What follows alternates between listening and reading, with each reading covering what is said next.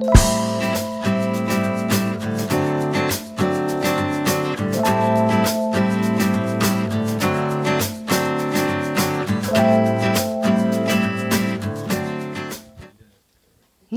I have absolutely nothing going on back there, so don't even worry. Yeah. Kia ora, my name's Olivia. As Collar introduced me, I'm a mental health doc working in South Auckland. I've got a couple of disclaimers. One, I'm going to completely ignore that timer. And two, you've all made me terrified of having children tonight. And three, I just need to acknowledge the amount of kick-ass women that have been up here tonight, and I just think that is so cool. The fact that, like, dudes are awesome, like, whatever, but the fact that there is this much wahine toa standing in front of our other women and inspiring, and that sort of having the good kōrero is super inspiring to me. So wellness is just way too big. Like, when I got this topic, I just didn't even really know where to start, and asked if I could do a 4-hour seminar, but that was rejected. But basically, I sort of was reflecting upon wellness, believe it or not, at about 3:30 this morning when I couldn't sleep because I hadn't written anything.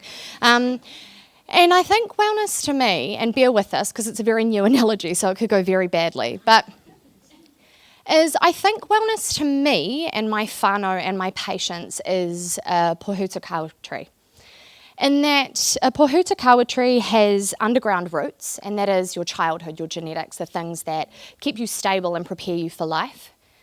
It also has aerial roots, roots that sit above the ground, that are created later in life.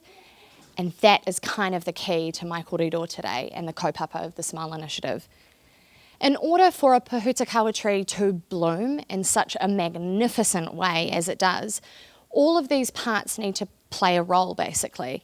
These trees have multiple trunks, not just one, and multiple branches and different types of beautiful leaves, and obviously it's beautiful and very, very characteristic red bloom. So basically, I kind of just want you to keep that in the forefront of your mind, because I'm going to come back to it at the end, and if I don't, remind me. So I think for you to kind of understand who I am and where I've come from and the Smile Initiative, I need to kind of start at the underground roots of who I am. And that is that I was born into this world with a very deep emotion. I feel things so deeply. And I kind of get the sense that most of us in this room do. Otherwise, we kind of wouldn't be here. And I didn't realise until recently, actually, many other people do. I just thought it was very unique and it was very stressful. But it's part of the process of learning who you are as a young person, as an adult. And basically, I went through my teenage years and I struggled really big time with mental health, with suicidal thoughts, with a number of other things. All of us in this room have been touched by mental health. I know that for a fact. And if you say otherwise, come and talk to me afterwards. And through that, this kind of empath in me and the compassion was further sort of solidified, that I kind of felt like I had to do something with my life. But I wasn't really sure what. So I sort of fluffed around, or farted around as my dad called it, and sort of tried to figure out what that was. And it turned out to be medical school, which I don't recommend. And that on its own was hard, but I sort of popped out the other side as a number. And then fast forward a few years, I was working as a junior doc. I was working 90-hour weeks, 12-hour days. That was normal for me, sadly. And it wasn't even the fact that I wasn't getting sleep or eating properly that stressed me out. It was the fact that I was sitting with people in their most vulnerable, painful moments that they would ever have in their whole life. And I felt like I was giving everything to them to make them feel okay. Because I can't make them feel better, but to be okay in that moment and to want to live and to sort of work towards recovery. And that felt enough, because I felt like I was making a difference for these people in those really tiny moments of their life. And that was sort of all shattered by a mental health inquiry, He Ara Oranga, that was released at the end of 2018. Some of you are nodding. You work in mental health. And it was gutting. It said that us in secondary mental health services were seeing 3.6% of people that needed help. And for me, working that many hours and busting my gut. I was devastated to find out that all of my training and everything I'd done had led me to helping 3.6% of people. And that just wasn't okay. I then sort of went on this really hard soul-searching journey of looking up stats and trying to get a really deep understanding of our mental health in New Zealand and specifically our suicide statistics. And we all know that suicide is a massive issue in New Zealand and mental health. But I kind of took it to a next level where I really appreciated that the chief coroner sort of spits out these numbers to us every year, or me, like health professionals, of how many people have suicided. But I kind of sat with actually how many people that was. And at that point, in the preceding 12 months, it was 685 people, which meant to me on a deeper level that every 13 hours, a mother or an uncle or a friend felt they had no other option but to take their life. Try not to cry. And that just shook me. I was woke. That's what my teenage patients call it. It just changed it for me completely, and I sort of felt like, nah, this isn't right. There's no way that I can do 10, 15 years of study and be only helping 3.6% of people, and yet there's all these other people that aren't even coming into services that are sort of trying to cope with their own whānau and spouses who do not have the skills or do not feel equipped to be able to deal with this. And sort of an idea started to take form, and that idea was the Smile Initiative. So I started talking to people about what they understood about suicide and mental health in New Zealand, and the resounding sort of response that I got back was that everybody actually wanted to help. Everybody really desperately wanted to help. It's just that nobody knew how.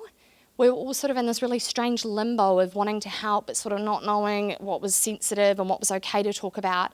And then I realised that the issue no longer in New Zealand was awareness. We don't have an issue with awareness in New Zealand around mental health. We say we do, but we don't.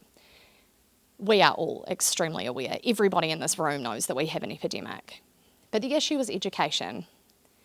And through that, I've come to realise, and this was a really big moment for me, that education is the key to changing and saving lives in New Zealand, and not just in mental health. And like every other aspect, education is always key. And I sort of felt like that was where one of the biggest gaps was in New Zealand, was that we weren't educating our whānau and our communities and our young people how to cope, or skills, or practical and tangible ways to manage their own emotions. So through the Smile Initiative, basically, it started out as just me, and now I have this amazing group of people behind me that are a little bit more low-key and a little bit less over-the-top and passionate, but, you know, awesome nonetheless. And basically, we do mental health first aid workshops, we do courses, we do resiliency-based stuff. We've just, like Colette said, we've just finished our mental health first aid kits, which are the first ones that have been done in New Zealand, which is full of sensory modulation tools to help when someone is past the point of talking, when actually talking isn't what they need in that moment. And there's a couple of people here, actually there's a lot of people here who have contributed to that, and I just want to toe talk all your role in that. That's been powerful and beautiful, and we're going to make change. And this is like flashing all up in me, but I kind of want to leave you with the thought that regardless of those underground roots, all of us have the opportunity to create aerial roots, all of us. And Pahutakawa trees live in sand and rock on cliff faces where there is like beach winds, and like it's insane that they can still be alive, yet alone bloom. And what I challenge you to think about, and also follow us, you know, all that stuff as well. But what I challenge you to think about yourself, about your community, about your whānau, your spouse, and just everybody, is that we have the opportunity to create aerial roots in our lives, and through that, or the main reason we can create that is through education and empowering ourselves with evidence-based practical skills that we can put in our own toolbox that is unique to us, because not everything works for everybody, but using that to be able to be our best selves and to be able to stand on the cliff face when it's pouring with rain with no other pahurakawa trees, but having those aerial roots that keep us grounded to the cliff face when things are hard. So I want you to think about that. Kia ora. Thank you for listening.